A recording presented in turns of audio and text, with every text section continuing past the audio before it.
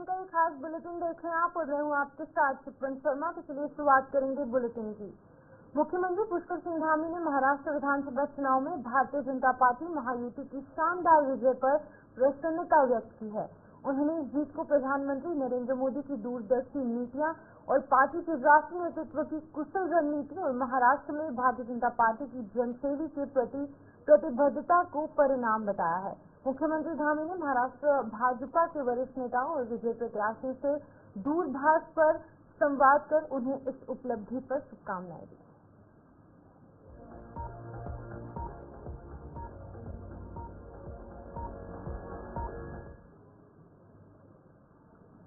मुख्यमंत्री पुष्कर सिंह धामी ने प्रगति मैदान नई दिल्ली में आयोजित 45वें भारत अंतर्राष्ट्रीय व्यापार मेले यानी कि IITF 2024 उत्तराखंड दिवस समारोह में प्रतिभाग किया। इस अवसर पर मुख्यमंत्री ने उत्तराखंड के विभिन्न उत्पादों पर आधारित स्टॉल्स का भी अवलोकन किया। मुख्यमंत्री पुष्कर सिंह धामी ने कहा कि उत्तराखंड के लोग देश विदेश कहीं भी चले जाते हैं, वो अपने संस्कृति, लोक परंपरा, खान पान और अन्य चीजों को लेकर हमेशा जीवित रखने की कोशिश करते हैं। उनके घरों पर ऐपन और गंगा दशहरा हमेशा से देखने को मिलती है। उन्होंने कहा कि ये अंतर्राष्ट्रीय मेला हमें अपनी संस्कृति, हस्तशिल्प और साथ ही साथ समृद्ध विरासत को वैश्विक मंच पर लाने और प्रस्तुत करने का मौका देती है। मेले में लगे विभिन्न स्टॉलों में राज्य के बेहतरीन उत्पादों को लाया गया और बता दें कि प्रदेश में 1 लाख से अधिक महिला लखपति दीदी बन गई हैं। राज्यों में कई नीतियों के माध्यम से रोजगार के द्वार भी लगातार खोले जा रहे हैं।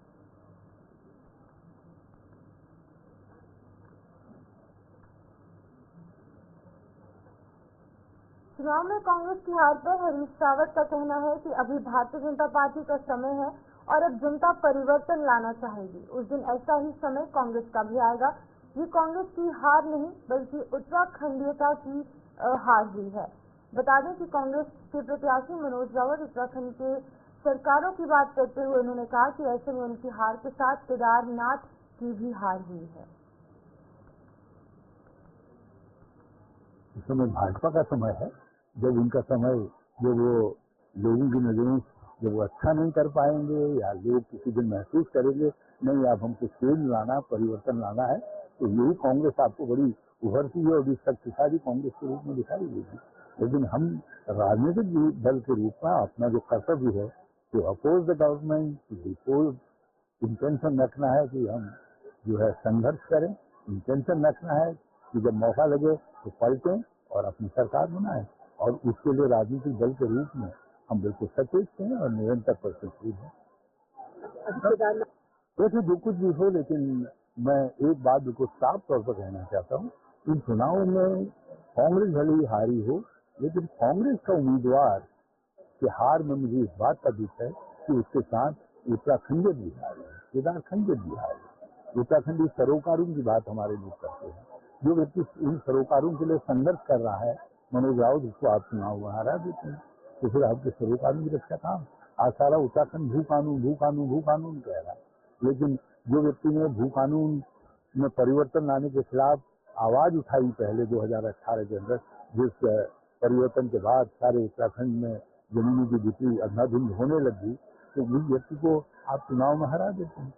ये मनोज रावत की अकेले हार नहीं है, ये उत्तराखंड के बुनियादी सरोकारों की और उन बातों की हार है जो जिन बातों के लिए उत्तराखंड खड़ा है। तो हमको गंभीरता से सोचना चाहिए कि किस तरीके से।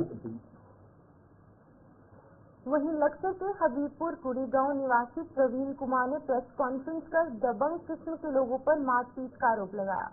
प्रवीण कुमार का कहना है कि उनकी पुश्तैनी जमीन पाल मोहल्ला जॉली ग्रांड डोईवाला देहरादून में स्थित है, जिस पर कि जब भी वो निर्माण कार्य करते हैं तो कुछ दबंग किस्म के लोग उनके साथ मारपीट करते हैं, जिसकी शिकायत उन्होंने रिपोर्टिंग चौकी जॉली ग्रांड पुलिस से भी की, लेकिन उस पर कोई कार्रवाई नहीं हुई है।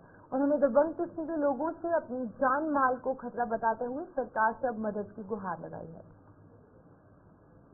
मेरा नाम प्रवीण कुमार है, मैं हबीबपुर कुड़ी का रहने वाला हूँ। जॉली ग्रांट में मेरी पुश्तैनी जमीन है, जिस पर मैं कुछ भी कार्य निर्माण करने की कोशिश करता हूँ तो दबंग किस्म के आदमी जैसे शक्ति तोमर, सागर मनवाल पूर्व प्रधान, अव्वल सिंह नेगी द्वारा हमारे साथ मारपीट की जाती है।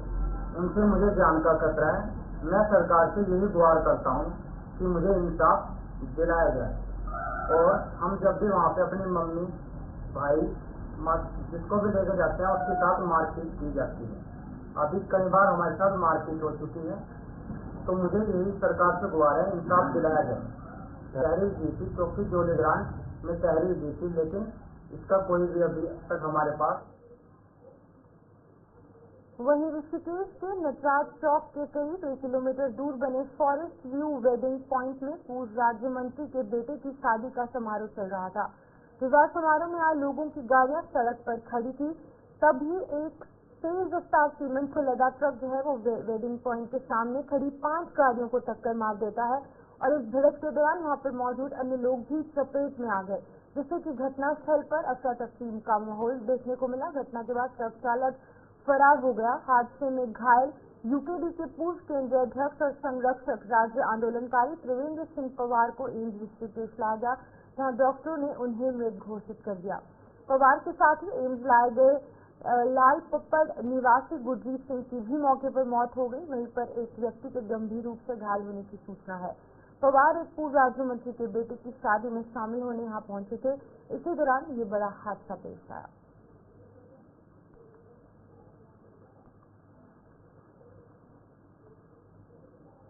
ऋषिकेश के रेलवे रोड स्थित कांग्रेस भवन के पास गौतम अडानी के हर काले कारनामे में उसका साथ देने और उसी की किसी जांच एजेंसी द्वारा किसी भी प्रकार की कार्रवाई नहीं होने देने से यहाँ पर दबाव बनाकर रखने के कारण केंद्र की भारतीय जनता पार्टी सरकार का पुतला दहन किया गया।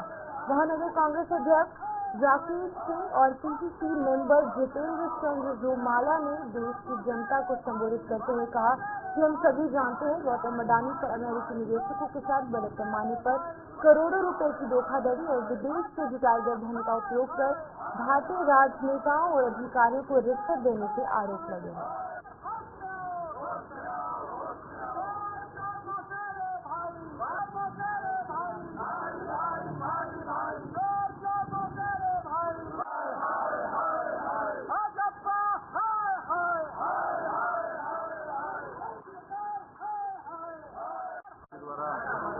सरकार का पुतला दहन किया गया, क्योंकि अमेरिका की सरकार द्वारा अडानी पर इतने गंभीर आरोप लगाए गए हैं भ्रष्टाचार के बावजूद उसके भारत सरकार द्वारा उसके खिलाफ कोई निर्णय नहीं लिया जा रहा है, कोई जांच नहीं बढ़ाई जा रही है। तो कांग्रेस का यह प्रदर्शन आज उसके खिलाफ था और यह आगे भी जारी रहेगा। जय हिंद, जय कांग्रेस। भ्रष्टाचार को लेकर और केंद्र सरकार एकदम शादी बैठी है, भ्रष्टाचार के विरोध में आज केंद्र सरकार का भाजपा का पुतला दहन किया जा रहा है और कांग्रेस कमेटी के माध्यम से तमाम जन है, हम सब लोग कांग्रेस वहाँ सरकार आज अडानी को गिरफ्तार नहीं करती। हमारा ये कहना है कि ऐसे भ्रष्टाचारी अडानी को तुरंत गिरफ्तार किया जाए। इस मांग को लेकर केंद्र सरकार से सब कांग्रेस से मांग करते हैं कि अडानी को गिरफ्तार किया जाए। लालकुआं में रोडवेज बस स्टेशन के अभाव में सड़क मार्ग से यात्रा करने वाले यात्रियों को काफी परेशानियों का सामना करना पड़ रहा है। लालकुआं शहर जो कि कुमाऊं का प्रवेश द्वार के नाम से जाना जाता है, यहाँ कुमाऊं मंडल का सबसे बड़ा रेलवे स्टेशन भी है, जहाँ से प्रतिदिन हजारों की संख्या में लोगों का आवागमन होता है। लेकिन बस काम नहीं होने से यात्रियों को मुख्य सड़क पर खड़े होकर बसों, जीप और टेम्पो का इंतजार करना पड़ता है। स्थानीय लोग लंबे समय से नगर में रोडवेज बस स्टैंड बनाने की मांग कर रहे हैं। वहीं कांग्रेस ने भी इस स्टैंड को लेकर सरकार पर गंभीर आरोप लगाए। क्षेत्रीय विधायक डॉक्टर मोहन सिंह बिष्ट और भारतीय जनता पार्टी के पूर्व विधायक नवीन दुमका ने कहा कि बस स्टैंड बनाने की दिशा में पहल की जा रही है, शीघ्र ही स्टैंड बनाने का सपना साकार होगा।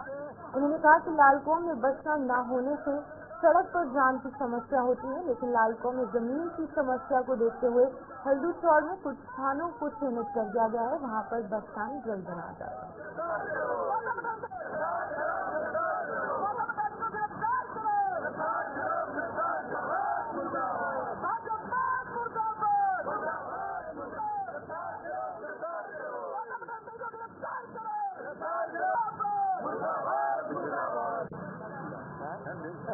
हमारी ये है अडानी जिसका भ्रष्टाचार जाहिर हो गया अमेरिका से, क्योंकि भारत में रहती है जो कि उनकी दोस्ती बहुत तगड़ी है, तो इसके यहाँ तो नहीं हो पा रहा था, लेकिन जो अमेरिका ने उनके भ्रष्टाचार का खुलासा किया है, हम मांग करते हैं क्योंकि वहाँ की सरकार ने उनके खिलाफ अरेस्ट वारंट जारी किया है, इसके हिसाब से उनको यहाँ अरेस्ट करना चाहिए। दूसरा हमारी मांग है जो स्मार्ट मीटर अडानी गई है, जो सबसे बड़ा भ्रष्टाचारी है इस देश का, इसने विश्व स्तर पर भ्रष्टाचार किया है, इसके द्वारा जो स्मार्ट मीटर लगा के गरीब जनता का शोषण किया जा रहा है, उसको हम कतई नहीं कहेंगे। हमें स्मार्ट मीटर बिल्कुल नहीं चाहिए, हमें रेगुलर मीटर चाहिए। जो यूपीसीएल लगाता है वो व्यवस्था बनी रहनी चाहिए। हम इसका सड़क से लेकर सदन तक इसका विरोध करेंगे। ऊपर 2300 करोड़ रुपये से जो यूज है, जो पूरे सोलर पैनल देश में लग रहे हैं, उसके लिए अपने पैनल लगाने के लिए 23 करोड़ रुपये घूस दी है।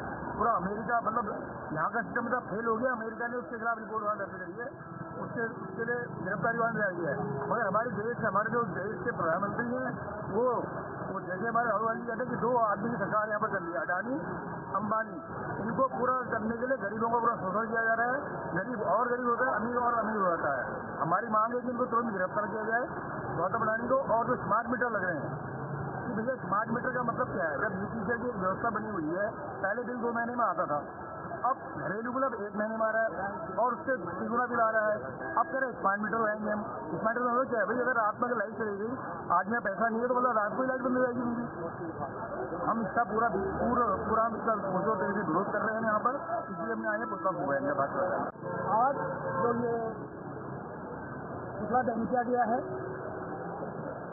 गौतम अडानी जी अपना अमेरिका में वहाँ पर 2200 करोड़ घूस देते हुए पकड़े जाते हैं और वहाँ पे भारतीय अधिकारी जो भी हैं उनको घूस देते हैं और अपना जो यहाँ के सौर ऊर्जा पैनल हैं इनके बारे में वो घूस देते हैं वहाँ पर। और वहाँ पर जिसके विरोध अमेरिका में गौतम अडानी और उनके 6 लोगों पर कार्रवाई की जाती है।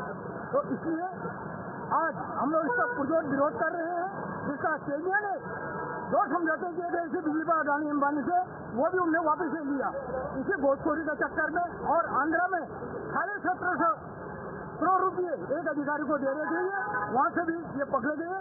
तो ये डबल इंजन सरकार ही, डबल इंजन गौतम अडानी और अंबानी, ये है डबल इंजन सरकार जो मोदी जी के जो बीजेपी सरकार के हैं। विरोध जताने का एक कारण ये भी है कि पूरे देश में जिस तरह से देश में अडानी अंबानी के हाथ में ये डबल इंजन की सरकारें, चाहे प्रदेश में सरकार हो चाहे केंद्र सरकार हो, हाथ में बिक चुकी है, उसी का एक नमूना है कि 22,000 करोड़ जो अमेरिका ने एक सौर ऊर्जा, जो आपको देखा होगा वर्तमान समय में पूरे देश में सौर ऊर्जा का कार्यक्रम चल रहा है, उस सौर ऊर्जा को लगाने के लिए महंगी बिजली किसको मिले? हम लोग आम जनता को मिले। इससे 22,000 करोड़ की जो घूस वो अमेरिका में दे सकता है। तो आप लगाइए, इस बात का अनुमान लगाइए कि भारत में क्या होता होगा, भारत में क्या होता होगा। ऐसे अंबानी के मीटर पूरे सरकारें, प्रदेश सरकार हो, केंद्र सरकार हो, डबल इंजन की सरकारें जहाँ जगह है ये बिक चुकी है। और तो और रहा, आपने देखा होगा अभी कोसी नदी में हाल में परसों देखा हुआ है, उत्तराखंड सरकार ने दिया है, वो भी एक माइनर कंपनी है, मेरा कंपनी। वक्त एक छोटे से ब्रेक का है, फिर वापस लौटेंगे, आप बने रहे हमारे साथ।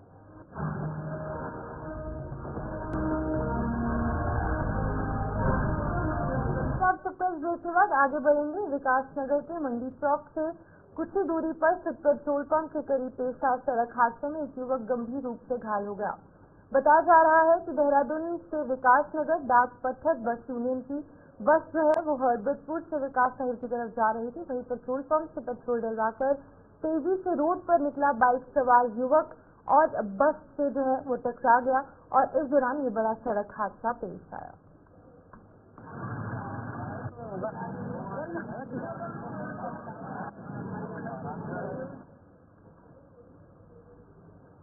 एसीएमओ अनिल वर्मा ने अवैध रूप से चलने वाले अस्पतालों का निरीक्षण किया, जिसमें कुछ अस्पतालों को नोटिस दिया गया जबकि कुछ को सही भी पाया गया।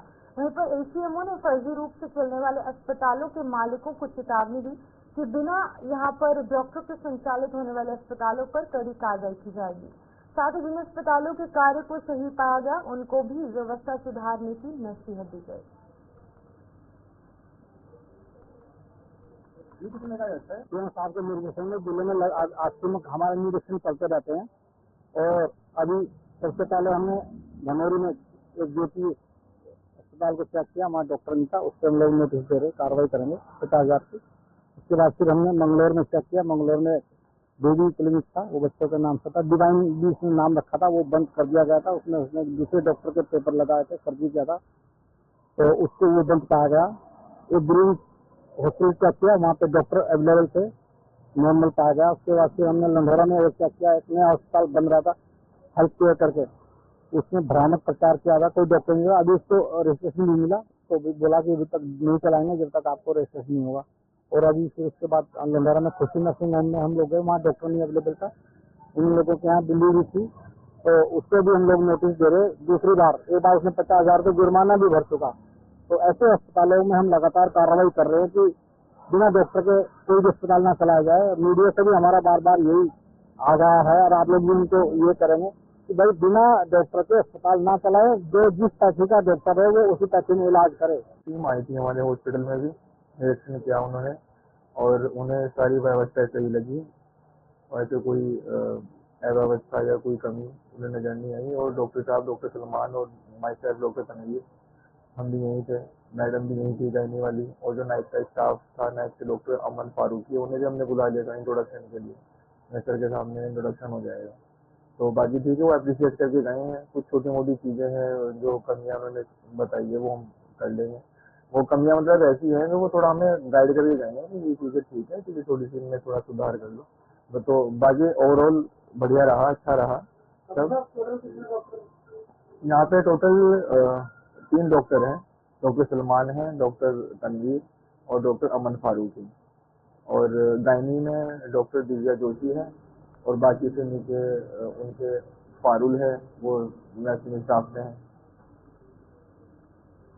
रुचि में चंद्रशेखर चौक पर महानगर कांग्रेस के बैनर तले कांग्रेस कार्यकर्ताओं ने अमेरिका के उद्योगपति अडानी पर भ्रष्टाचार के आरोप लगाने पर अडानी और प्रधानमंत्री नरेंद्र मोदी के खिलाफ प्रदर्शन कर पुतला फूका। कांग्रेसियों ने जांच एजेंसियों से मामले में निष्पक्ष जांच की मांग करने के साथ कार्रवाई करने की बात कही। कांग्रेस महानगर अध्यक्ष एडवोकेट चौधरी राजेंद्र सिंह ने कहा कि अमेरिका की जांच एजेंसियां बहुत मजबूत है। उन्होंने इस मामले की निष्पक्ष जांच कर और भ्रष्टाचार को उजागर किया है।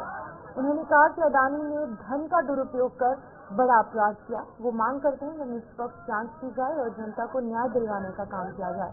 कांग्रेस के प्रदेश महामंत्री सचिन गुप्ता ने कहा है कि गौतम अडानी और प्रधानमंत्री मोदी एक सिक्के के 2 पहलू हैं। उन्हें गरीब आदमी के पैसे गंवाने का काम किया है। उन्होंने कहा कि ईडी सरकार के इशारे पर विपक्ष लोगों को घेरने का काम कर रही है। उसे अडानी के खिलाफ मुकदमा दर्ज करवाने के साथ साथ मामले की निष्पक्ष जांच करनी चाहिए। भारत में विकास करेंगे, प्रोजेक्ट करेंगे, जबकि उन्होंने सारा पैसा आप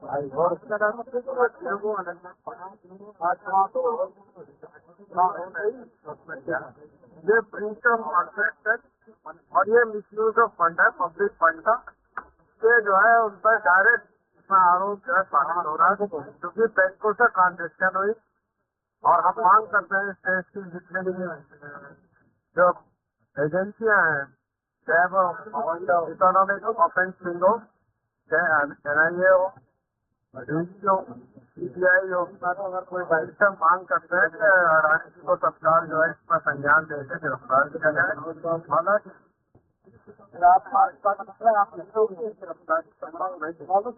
भाजपा ने नारा किया है कि जुड़ेंगे तो दिखेंगे और जुड़ेंगे तो जिएंगे, क्योंकि अगर मोदी और अडानी अलग अलग होते हैं, अडानी से ये टैक्स लड़ाई हो जाएगी सरकार के, इसलिए जो है they are on the same platform. और मैं आपके चैनलों के माध्यम से इस देश की संस्थाओं से मांग करता हूँ कि अपनी रीढ़ दिखाएं कि उनके अंदर सच्चाई है, दिखाएं कि वो आम आदमी से पैसे से लेके वो भ्रष्टाचार के खिलाफ और इसमें खुला बयान किया जा रहा है। गौतम अडानी और दोनों एक सिक्के के पहलू, एक है एक तेल है, ये कह सकते हैं आप। और गौतम अडानी ने जो किया है उसने लोगों के पैसों का जो खत्म करने का कार्य किया है, जो छोटे छोटे निवेशक हैं जिन्होंने अपना पैसा लगाया उन्हें डुबाने का कार्य किया है, वो बहुत ही गलत काम है। और उसमें हम ईडी वाले हर छोटे मोटे कामों में जो है कांग्रेसियों को या दूसरे विपक्ष पार्टियों को घेरने का काम करते हैं, उसमें गौतम अडानी के खिलाफ विरुद्ध जो है कोई मुकदमा दर्ज नहीं कर रहे, ना उनसे पूछताछ कर रहे। ये दिखलाता है कि जो डबल इंजन की सरकार है, जो भाजपा की सरकार है, उसकी कमियों और शक्ति में कितना फर्क है। गौतम अडानी को बचाने का कार्य भाजपा सरकार और मोदी सरकार लगातार कर रही है, जबकि अमेरिका की एजेंसियों ने बड़ा खुलासा कर दिया है कि गौतम अडानी ने इतना बड़ा घोटाला किया है और हिंदुस्तान के अधिकारियों को पैसे देकर तरीके का काम किया है। तो मेरा सेबी से और खासतौर से ईडी से, एनफोर्समेंट डिपार्टमेंट से ये गुजारिश है, और खासतौर से सुप्रीम कोर्ट की न्यायपालिका से, कि सुप्रीम कोर्ट इसकी संज्ञान अवश्य ले और इन एजेंसियों को निर्देशित करे और कठोरता के साथ करें कि अडानी जी के खिलाफ मुकदमा दर्ज करें, उन्हें जेल भेजने का आदेश।